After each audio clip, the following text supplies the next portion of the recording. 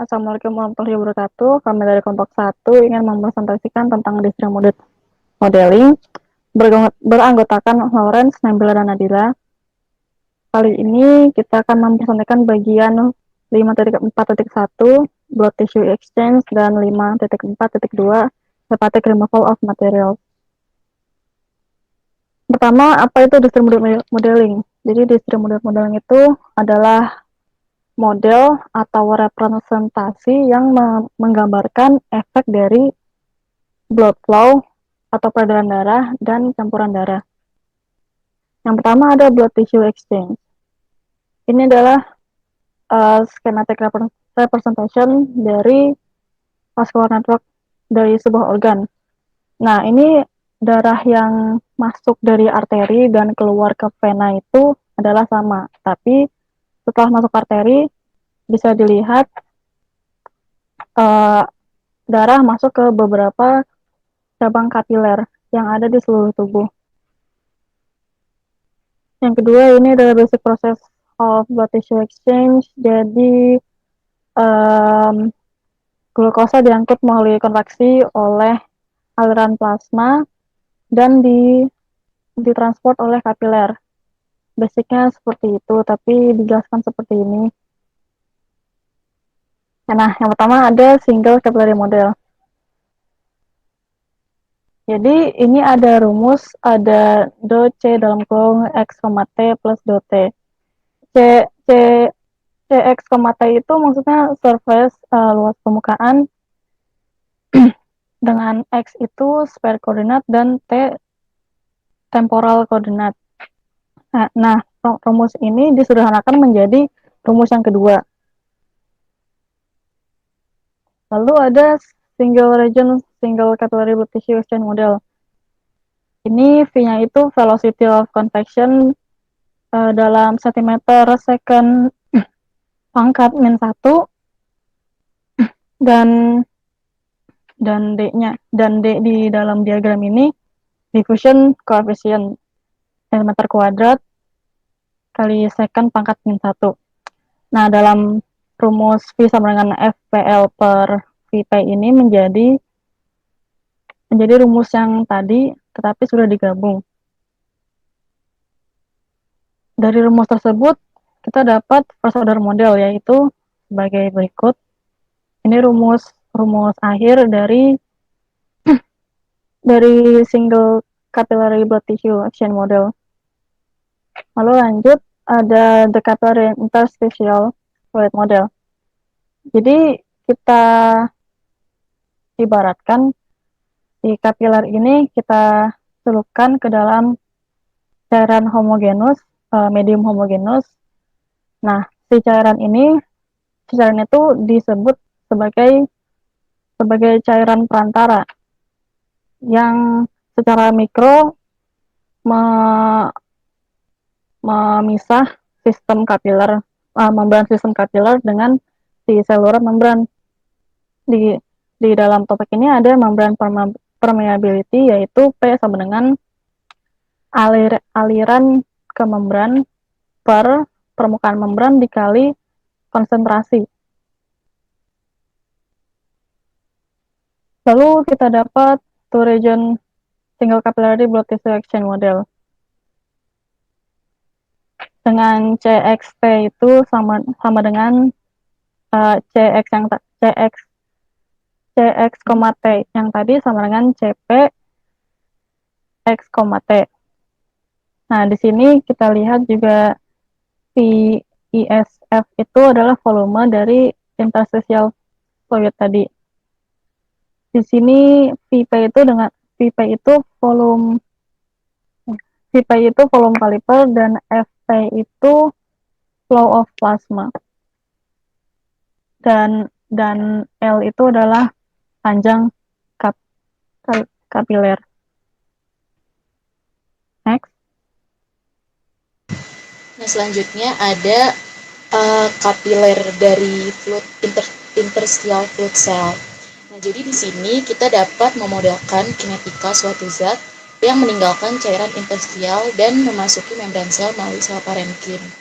Nah, jadi di gambar 5.16 ini adalah model yang merupakan perluasan yang langsung dari model dua wilayah yang di dalamnya itu terdapat 3 daerah single capillary blood tissue exchange model, di mana ISF di sini adalah interstitial fluid dan PC adalah parenchymal cell yang dijelaskan di persamaan yang ada di atasnya itu. Nah, persamaan di atasnya ini di mana PSPC adalah produk permeabilitas permukaan membran sel. VPC adalah volume dari sel parenkimnya, dan GPC itu tidak dapat diubah metabolisme. Next. Nah, organ dicirikan oleh jaringan kapiler yang saling berhubungan.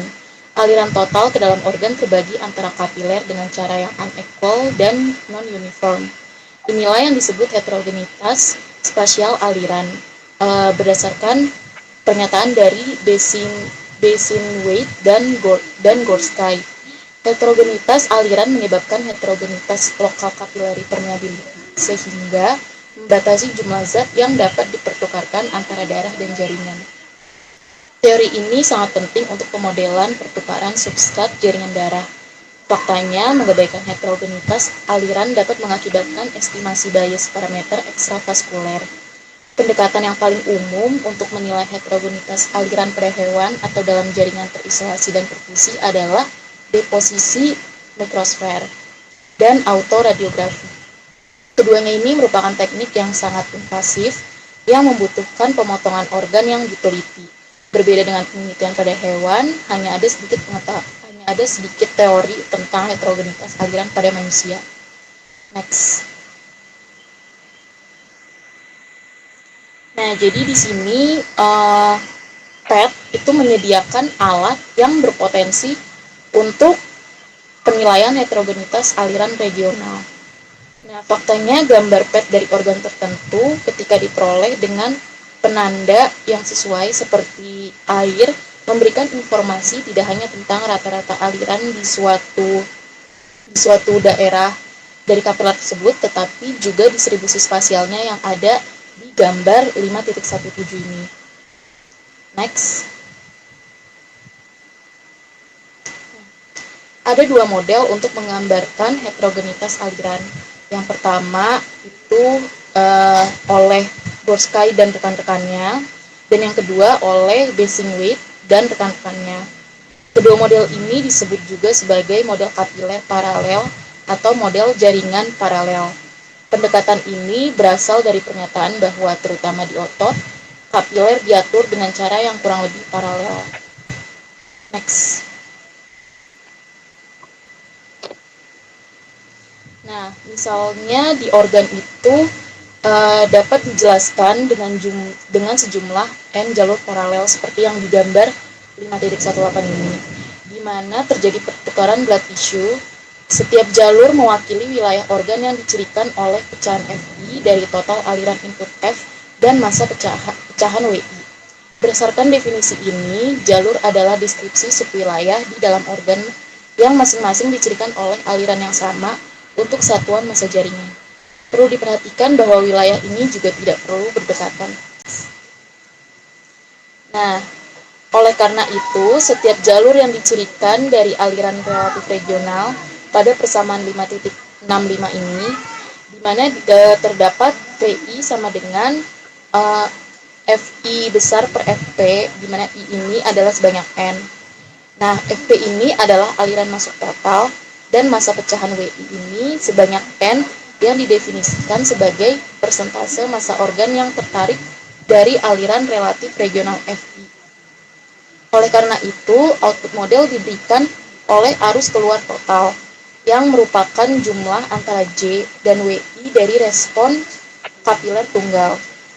Lalu di sini bisa didefinisikan lebar delta kelas aliran ke I, di mana ini sebanyak N, untuk distribusi aliran generik sebagai yang terlihat di dalam persamaan 5.65 ini.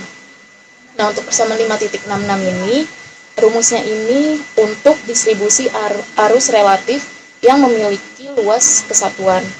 Dan untuk persamaan 5.67 ini rata-rata kesatuan.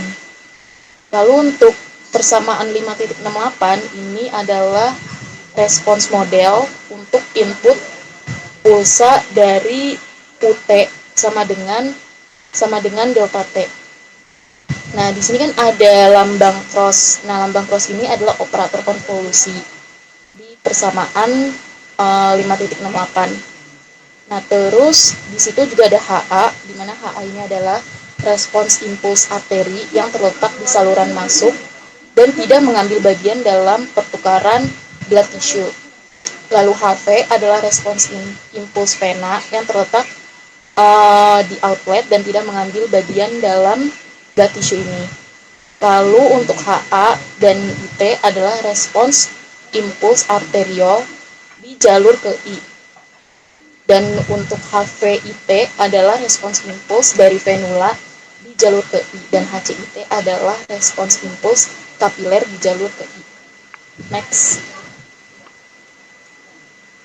Nah, ini persamaan 5.69 yang tadi dibilang bahwa HCIT adalah respons impuls kapiler di jalur ke I. Persamaannya ini. Lalu untuk persamaan 5.70 di persamaan ini terdapat PP volume per unit jaringan itu disebut sebagai volume kapiler. Nah, persamaan 5.70 ini hasil dari sifat asosiatif dan komutatif dari konvolusi, sehingga kita dapat menyederhanakan modelnya menjadi persamaan ini. Nah, rumus ini artinya untuk mencapai pengidentifikasian parameter yang relevan secara fisiologis perlu untuk mengasumsikan beberapa karakteristik model, seperti heterogenitas aliran dan volume bejana besar. Misalnya menggunakan mikrosfer berlabel memungkinkan untuk mengukur aliran heterogenitas. Aplikasi dari model ini telah menjelaskan transportasi dan metabolisme glukosa di jantung yang terisolasi dan perfusi. Dalam penelitian ini, 4 tracer disuntikan ke dalam aorta, suatu intravaskuler, ekstraseluler, suatu permeatin yang tidak dapat dimetabolisme, dan suatu tracer yang dapat dimetabolisme permeatin. Nah, nanti akan dihasilkan 4 kurva outflow dilution yang diukur pada sinus coronary yang diinterpretasikan dengan model pada gambar 5.18 tadi. Sehingga nantinya akan menggunakan model persamaan capillary interstitial cell yang tadi telah dijelaskan oleh Nabila. Oke, next. Oke, berikutnya lanjut ke poin 5.4.2 yaitu hepatic removal of materials. Next. Jadi memperkirakan konstanta laju yang terkait dengan pembuangan material dari hati dan dari sirkulasi merupakan tantangan bagi dokter serta ahli fisiologi dan farmakologi. Apa saja yang diteliti keluar dari hati? Biasanya produk endogen seperti bilirubin dan asam empedu. Selain produk endogen, juga terdapat agen-agen pewarna yang dipakai setelah dilakukan penelitian seperti indocyanin green, rose benzoyl, dan sulfobromatalin atau BSP. Berikut bisa dilihat di sebelah kanan merupakan kurva yang menunjukkan hilangnya material dari plasma dan di bawahnya itu merupakan model klasik yang merepresentasikan kurva tersebut. Dari model ini bisa dilihat penjelasannya K1 merupakan hepatic intake, K2 merupakan return of material from liver cells to plasma, K3 merupakan irreversible removal from liver cells. Next. Sayangnya, model yang sebelumnya sudah ditunjukkan ternilai oversimplifikasi pada bagian-bagian fisiologikalnya, terutama mengenai volume dari plasma. Oleh karena itu, terdapat model yang jauh lebih detail. Model ini dibuat oleh Forker dan Luxon pada tahun 1978. Model ini dapat membantu kita mengetahui lebih mengenai sirkulasi volume plasma dan sel hati. Next. Jadi bisa dilihat lebih jelas gambarnya di sini, dan akan saya jelaskan mengenai bagian-bagian dari model ini. Bagian F di sini merupakan total aliran plasma hati, dan M adalah total jumlah dari sinusoid yang ada. Bagi yang lupa, sinusoid adalah pembuluh darah kecil yang dapat ditemukan di hati, limfa, dan sumsum tulang belakang. Bila kita lihat juga, mengarah ke sinusoid terdapat F1, F2, F3, sampai Fm.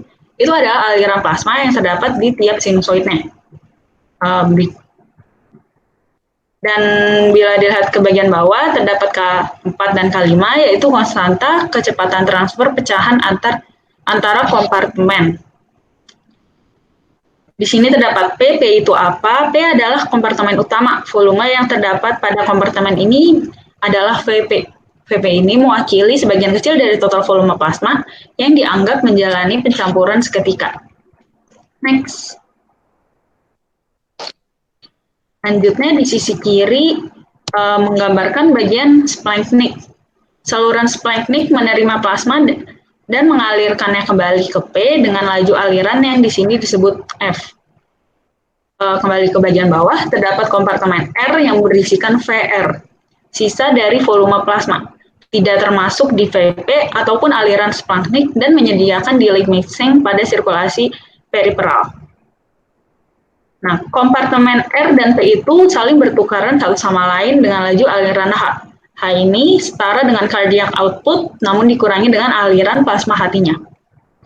Segmen splanchnik ini berisi susunan paralel sinusoid hati secara seri dengan kompartemen pencampuran, yaitu C atau splanchnik mixing, dan juga terdapat delay sederhana yang diwakili oleh kompartemen D atau splanchnik delay.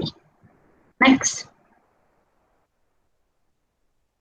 Model generik untuk sinusoid KL ditunjukkan pada gambar di samping. Ini model baru lagi yang didasarkan pada asumsi-asumsi yang dibahas dalam Garowski pada tahun 1973. Pada model ini, X merupakan volume kumulatif sinusoidal, VU adalah total M sinusoid identik, FL adalah aliran plasma ke sinusoid ke L, gamma adalah rasio volume ekstravaskular, ekstraselular, dan volume sinusoidal. Theta adalah rasio volume intraselular dengan volume sinusoidal. K1, K2, dan K3 adalah konstanta kecepatan transfer pecahan seperti yang bisa dilihat pada gambar. U, V, dan Z menunjukkan konsentrasi di situs yang ditujukan sebagai fungsi jarak dan waktu. Oke, next. Jadi dari model-model yang sudah dijelaskan di sebelumnya, maka dapat juga dibuatkan model matematikanya yang terdapat di slide ini. Oke, next. Jadi variabel model yang disorot adalah perjalanan waktu konsentrasi di kompartemen perifer, yaitu R, namun solusi analitik dalam bentuk tertutup ini tidak mungkin. Maka penulis telah memperoleh transformasi Laplace, yaitu RS, yang kemudian dibalik secara numerik. Dengan nilai-nilai ini, model Lamb distributed menghasilkan kurva hilangnya plasma yang secara unik ditentukan oleh pilihan 3 konstanta laju hepatik, yaitu K1, K2, dan K3.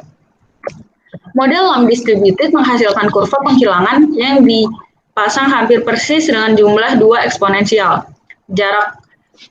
Jarak bebas material yang dipulihkan oleh model yang dikelompokkan memiliki error yang kecil. Demikian pula, volume awal distribusi hanya sedikit 20% lebih rendah daripada model terdistribusi terkumpul. Namun hal ini berubah ketika estimasi tingkat konstanta model terpusat dipertimbangkan. Rentang error K1 adalah 4 hingga 57%, K2 adalah 6 hingga 73%, dan K3 adalah 1 hingga 7%. Next. Sekian presentasi dari kelompok kami. Terima kasih atas perhatiannya.